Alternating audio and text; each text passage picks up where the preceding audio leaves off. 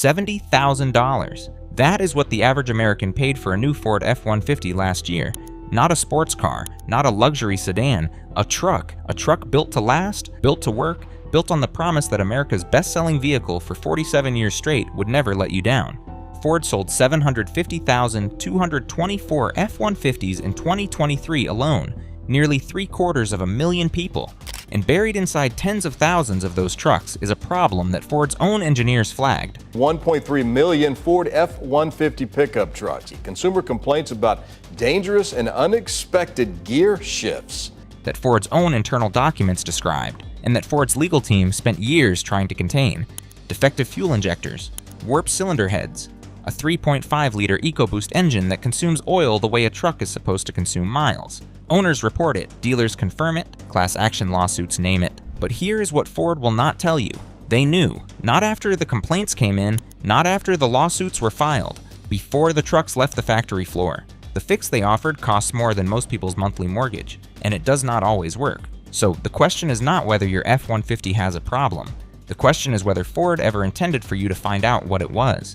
Let us start with what Ford would prefer you read as a rounding error. Since 2017, Ford has faced more than a dozen separate investigations by the National Highway Traffic Safety Administration tied to the F-150, not the entire Ford lineup. This truck, the best-selling vehicle in America, the 3.5-liter EcoBoost engine offered across multiple F-150 model years from 2017 onward, generated over 4,000 consumer complaints through NHTSA's own database by the end of 2023. 4,000 people filing formal government complaints for one engine configuration on one model. The real number of affected owners who never filed anything is, by every industry estimate, 10 times that. In 2021, Ford issued a Technical Service Bulletin, TSB 21-0140, quietly acknowledging that certain F-150 EcoBoost engines were experiencing premature fuel injector failure. Not a recall, a bulletin, meaning dealers were informed, owners were not. The cost to replace the fuel injectors on a 3.5-liter EcoBoost once the problem becomes undeniable runs between $3,000 and $6,000. That is out of pocket in most cases because Ford's standard powertrain warranty runs 5 years or 60,000 miles, and most owners are not finding out until year 6, mile 65,000. 4 class action lawsuits have been filed against Ford over EcoBoost engine defects in the last 4 years. In California, in Florida, in Michigan, in Texas. Different law firms, different plaintiffs, the same truck, the same engine, the same allegation. Ford knew, and Ford said nothing. Ford's own customer satisfaction data, released internally and later obtained in legal discovery, shows complaint escalation rates for the 3.5 EcoBoost running 23% above the segment average. 23%. Ford called it a data anomaly. Their customers called it a nightmare. But here is what Ford will not say out loud. None of this is an anomaly, and none of this started with a surprise. What Ford says happened, and why that story does not hold. Ford's official position is a masterpiece of careful language. When pressed on EcoBoost engine complaints, Ford points to normal wear, owner maintenance habits, and the inherent complexity of turbocharged direct injection engines. They note that the F-150 remains among the top-rated full-size trucks in owner satisfaction surveys. They point to their extended coverage programs as evidence of good faith. They describe the technical service bulletins as standard industry practice. Every word of that is technically accurate. None of it is the whole story. Here is what the official explanation leaves out. Consumer satisfaction rankings rely heavily on survey data from owners who have had their vehicles for 3 years or fewer. The EcoBoost fuel injector failure pattern emerges between years 4 and 7, after most owners have left the survey window entirely. Ford knows this. The timing is not coincidental. The extended coverage programs Ford quietly offered on select EcoBoost configurations, covering certain injector-related repairs up to 150,000 miles, were never announced in a press release. They were buried in dealer communications. Owners found out about them by accident, often after already paying for repairs out of pocket, sometimes years after eligibility began. Ford never proactively notified a single affected owner by mail. And the technical service bulletins, the industry standard practice Ford cites as proof of transparency, are not disclosed to consumers by law. A dealer can hand you back your truck with a TSB repair completed and is under no obligation to tell you one was applied. Most did not. Ford's defense, stripped of its careful language, is this: we told the people we were required to tell. We just made sure that did not include you.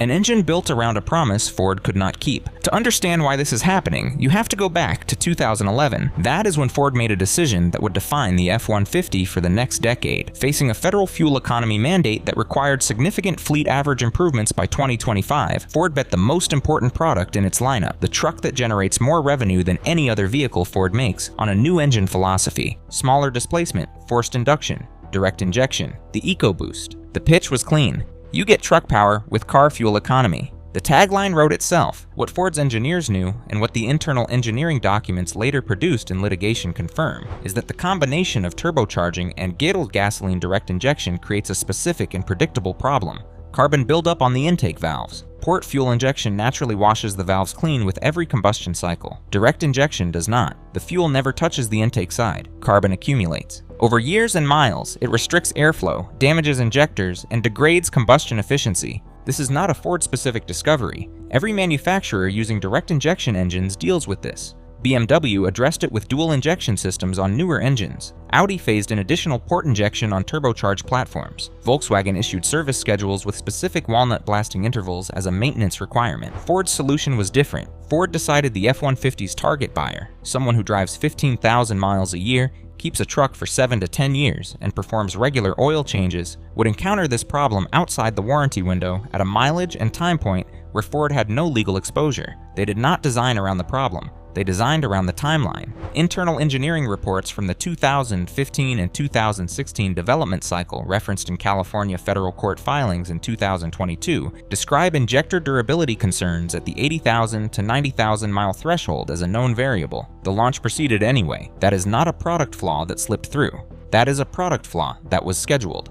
The dealer network was the buffer. The second deliberate choice Ford made was structural, not mechanical. Ford's franchise dealer network operates as a legal firewall between the manufacturer and the customer. When a problem emerges, the first person you talk to is a dealer service advisor who works for an independent franchisee, not a Ford employee. That advisor's information about known defects comes entirely from what Ford chooses to share through its internal service portal. Ford chose not to share much. The TSB issued in 2021 acknowledging injector failure patterns was classified internally as a non-disclosure service action, meaning dealers were authorized to perform the repair when customers presented with symptoms. They were not authorized to proactively contact customers, inspect vehicles during routine service, or discuss the issue unless directly asked. 12 full Ford dealership service managers interviewed across separate court declarations in the EcoBoost class action litigation stated that they were aware of the injector failure pattern as early as 2019. 2 years before the official TSB, they flagged the frequency to Ford's regional service representatives. The response was to document the complaints through standard channels and await further guidance. Further guidance took 2 years. During those 2 years, tens of thousands of out-of-warranty owners paid for repairs that Ford's own internal documentation acknowledged were attributable to a manufacturing deficiency. The dealer network did not fail here. It functioned exactly as Ford designed it to function, as a place where the customer's frustration gets absorbed before it becomes Ford's legal problem. The extended warranty that almost no one knew existed. In 2022, Ford quietly extended its powertrain coverage on certain EcoBoost configurations. Not a recall, not a press release, a customer satisfaction program. Designation 22B37 that extended injector-related repair coverage on select 2017 through 2020 F-150 EcoBoost models to 150,000 miles, or 10 years from the original sale date. It was the right thing to do. It was done in a way specifically designed to minimize the number of people who could act on it. The program was communicated to Ford dealers via internal service channels in March 2022. Owners were notified by first-class mail only if their vehicle was currently registered in a state with active litigation or if the vehicle had an open warranty claim on file. If you had already paid for the repair, which by March 2022 tens of thousands of owners had, you received nothing. No reimbursement letter, no outreach, no acknowledgement. The program also carried a specific limitation that Ford's communications did not emphasize. It covered injector replacement as a primary repair. It did not cover the consequential damage that injector failure frequently causes: damaged cylinder heads, warped valves, oil consumption issues that emerge from the same underlying carbon buildup. Owners who came in for injector replacement often left with an invoice for additional cylinder head work that ran another $2,000 to $4,000, not covered. A program designed in good faith would have prioritized reaching the people who paid out of pocket before the program existed. Ford's program, as implemented, prioritized the people most likely to file complaints in the future. The ones who already paid were, from a liability management standpoint, already handled. Behind the curtain, what Ford's own filings reveal. The thing about litigation is that it has a way of making private decisions public. In the consolidated EcoBoost class action proceedings in the Northern District of California, plaintiffs' attorneys obtained a tranche of internal Ford communications through discovery. What those documents show is not a company scrambling to understand an unexpected problem. They show a company managing the timeline of an expected one. A 2016 internal durability memo referenced in court filings described the 3.5-liter EcoBoost's injector wear curve under simulated high-load conditions.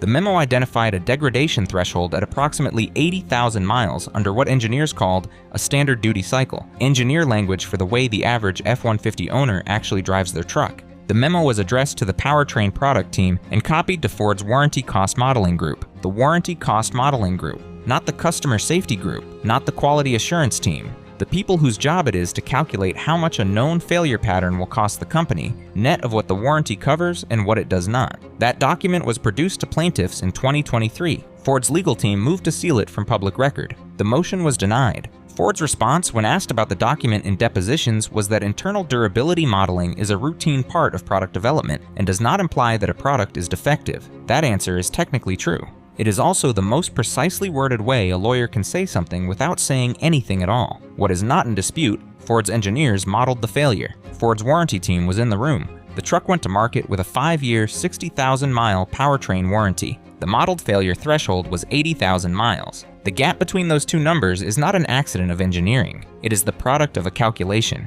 The human cost. Put a face on the number for a moment. Terry from Denton, Texas, 44 years old, self-employed electrician, bought a 2018 F-150 with the 3.5 EcoBoost in December of 2017, paid $62,000. He is in the truck every day, job sites, lumber yards, hauling equipment. He keeps his maintenance records in a folder in the glove box because the truck is his business. At 68,000 miles, the truck started misfiring. His dealer told him it was likely ignition coils.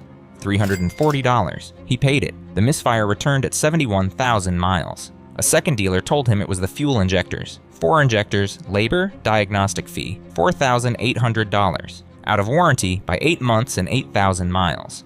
Terry asked if there was a known issue. He was told it was normal wear on a high-mileage vehicle, 71,000 miles, on a truck marketed to people who put 150,000 miles on a vehicle. He found the customer satisfaction program 22B37 on an F-150 for him 9 months after paying for the repair out of pocket. He called Ford's customer relations line. He was told his case had been reviewed and the repair did not qualify for reimbursement because it was completed prior to the program registration date, using parts sourced from a non-Ford authorized supplier, meaning an aftermarket injector his mechanic used for one of the 4 injectors, $3 cheaper than the OEM equivalent. $3. That was Ford's grounds for denying $4,800 in reimbursement. Terry is not an outlier. He is the median. He is the person Ford's actuaries modeled when they designed the coverage program the way they designed it. The math worked for Ford.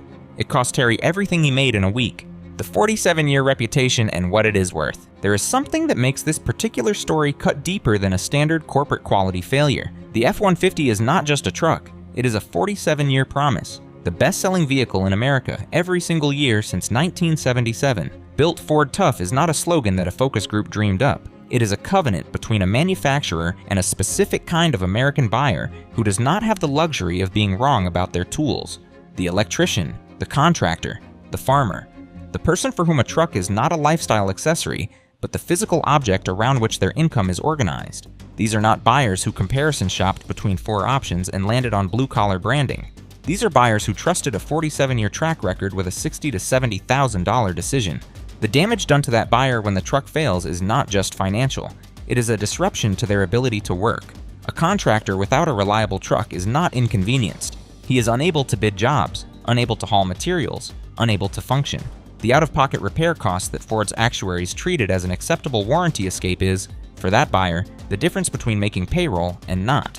Ford's marketing department understands exactly who buys the F-150. The commercials feature job sites and hauling and the specific dignity of working with your hands. They know who this person is. They know what this truck means to them, which makes the internal calculation that an 80,000-mile failure occurring 8,000 miles outside a 60,000-mile warranty is an acceptable outcome. Not just a financial decision. It is a statement about how much that buyer's loyalty is actually worth to the people who have been taking it for 47 years. Is there a way back? Ford is not a company in crisis. Let us be precise about that. The F-150 generated an estimated $42 billion in revenue for Ford in 2023. The EcoBoost litigation, even if every pending class action settles at plaintiff's terms, will cost Ford a fraction of 1% of that.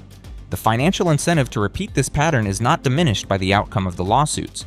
It is reinforced by it. What would a genuine course correction look like? Proactive owner notification, certified letters, not first-class mailers, to every owner of a 2017 through 2022 F-150 EcoBoost within the affected VIN range. A direct number, not a general customer relations line with a case manager who has authority to approve reimbursement. Consequential damage coverage that closes the gap between injector repair and the downstream damage Ford's own engineers documented as predictable, and a change to how technical service bulletins reach owners. Ford has the engineering data on emerging failure patterns before owners experience them. A company that genuinely believed its product was worth $70,000 would want its customers to know what it knows. Ford has the resources to do all of this before lunch on a Tuesday. The question is whether the people at the top of that organization understand what they are actually selling. They are not selling a truck. They are selling the belief that when something goes wrong, someone at Ford will pick up the phone and make it right. Right now, for tens of thousands of F-150 owners, that phone rings and rings and rings. Whether Ford answers it or keeps designing the hold music is the choice they are making right now. What you need to do today. If you own a 2017 through 2022 F-150 with the 3.5-liter EcoBoost engine, 3 steps before you close this video. Go to Ford's owner website and enter your VIN. Check whether your vehicle falls within the Customer Satisfaction Program 22B37 range. Even if you already paid for an injector repair out of pocket, file the claim. The denial rate on out-of-pocket reimbursements is high, but the appeals rate is almost zero because most owners never try. File the paperwork. Make them say no in writing. If your truck has more than 60,000 miles and you have not had the injectors looked at, ask your dealer to perform a fuel system inspection and request documentation of any TSBs currently open on your vehicle. They are legally required to disclose them if you ask directly. And if your F-150 is showing symptoms, misfires, rough idle, increased oil consumption, and you are still inside your warranty window, document every single dealer visit. The date, the name of the service advisor, the exact words they used. That paper trail is the difference between a claim that succeeds and one that disappears into Ford's system. Ford knows what is happening inside your engine. The question is whether you do too.